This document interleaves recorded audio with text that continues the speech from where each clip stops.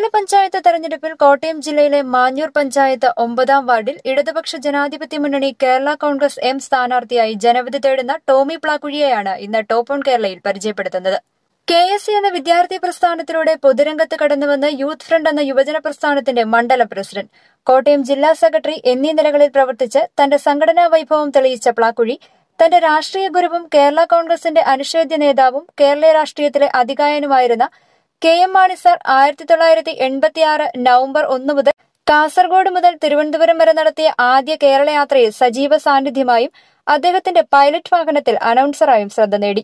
1991 സെപ്റ്റംബറിൽ KM മാണി സാറിന്റെ തന്നെ ജനസമ്പർക്ക യാത്രയിൽ അദ്ദേഹത്തോടൊപ്പം സജീവ സാന്നിധ്യമായിരുന്ന പ്ലാക്കുഴിക്ക് പാർട്ടി നൽകിയ സ്ഥാനാർത്ഥിത്വം ജനങ്ങൾ ഇരുകൈകളും നീട്ടി സ്വീകരിച്ച് 1995 ത്രിതല പഞ്ചായത്ത് തെരഞ്ഞെടുപ്പിൽ പഞ്ചായത്തിലെ ഏറ്റവും വലിയ ഭൂരിപക്ഷത്തിന് വിജയിപ്പിച്ചു.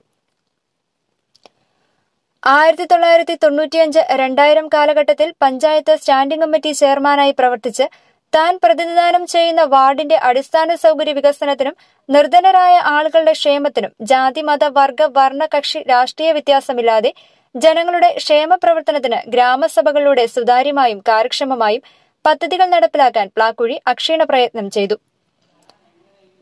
ഈ ക്ഷേമ പ്രവർത്തനങ്ങളുടെ ഫലമായി 2000 പഞ്ചായത്ത് തെരഞ്ഞെടുപ്പിലും ജനങ്ങൾ പ്ലാക്കുഴിയോടൊപ്പം നിന്നു.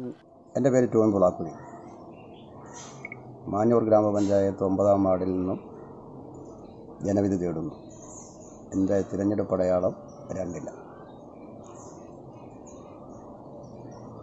1995 മുതൽ 2005 വരെ മാഞ്ഞൂർ ഗ്രാമപഞ്ചായത്തിൻ്റെ 5-6 വാർഡുകളെ പ്രതിനിധീകരിക്കുകയും ആ വാർഡിൻ്റെ വികസന പ്രവർത്തനത്തിന് വേണ്ടി ആത്മാർത്ഥമായി പ്രവർത്തിക്കുകയും ചെയ്തു എന്നാണ് എൻ്റെ വിശ്വാസം.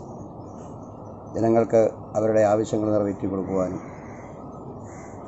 പഞ്ചായത്തിൽ വാർഡിലെ ഗ്രാമീണ റോഡുകളിൽ പുനരുദ്ധരിക്കുവാനും ടാറിങ് നടത്തുവാനും എൻ്റെ പ്രിയപ്പെട്ട മാണി സാറിൻ്റെ റവന്യൂ മന്ത്രിയായിരുന്ന ശ്രീ മാണി സാറിൻ്റെ വെള്ളപ്പൊക്ക ദുരിതാശ്വാസ നിധിയിൽ നിന്നും ഫണ്ടുകൾ ശേഖരിച്ച് ഗ്രാമീണ റോഡുകളുടെ വികസനം യാഥാർത്ഥ്യമാക്കി.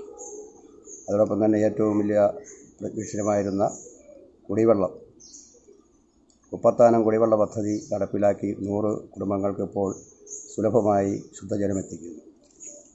അതുപോലെ ജനങ്ങളുടെ സാമ്പത്തികമായി പിന്നോക്കം നിൽക്കുന്ന ജനങ്ങളുടെ താല്പര്യങ്ങൾ സംരക്ഷിക്കുവാനും അവരോടൊത്ത് പ്രവർത്തിക്കുവാനും ഞാൻ ആത്മാർത്ഥമായി ശ്രമിച്ചിട്ടുണ്ട് എന്നാണ് എൻ്റെ വിശ്വാസം. ഈ വാർഡിൽ നിന്ന് ഞാൻ തിരഞ്ഞെടുക്കപ്പെടുന്ന പക്ഷം നിങ്ങളിലൊരുവനായി നിങ്ങളോടൊപ്പം എന്ന് ഞാൻ ഉണ്ടാവും എന്നും വാർത്ത തരുന്നു.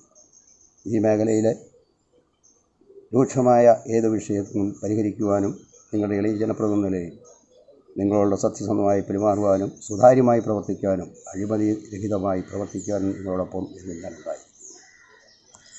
നിങ്ങളുടെ വിലയേറിയ സമ്മതിദാനാവകാശം എൻ്റെ തിരഞ്ഞെടുപ്പ് അടയാളമായ 2 രേഖപ്പെടുത്തി വിജയിപ്പിക്കണമെന്ന് വളരെ വിനയപുരസരം അഭ്യർത്ഥിക്കുന്നു, അപേക്ഷിക്കുന്നു.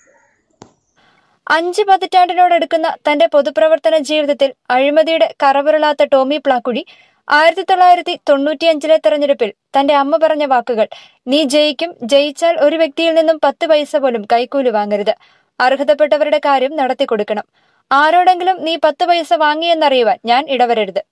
തന്റെ അമ്മയുടെ വാക്കുകൾ ഹൃദയത്തിൽ സൂക്ഷിച്ചുകൊണ്ടാണ് ടോമി പ്ലാക്കുഴി ജനങ്ങൾക്കിടയിലേക്ക് മനസാക്ഷിയുടെ വോട്ട് ചോദിച്ച് കടന്നുവരുന്നത്. KM മാണി സാറിനെ തന്റെ പിതൃതുല്യനായി കണക്കാക്കുന്ന പ്ലാക്കുഴിക്ക് മാണി സാറുമായുള്ള ഈ അഭേദ്യ ബന്ധം അദ്ദേഹത്തിന്റെ മരണം വരെയും കാത്തുസൂക്ഷിക്കാൻ സാധിച്ചു.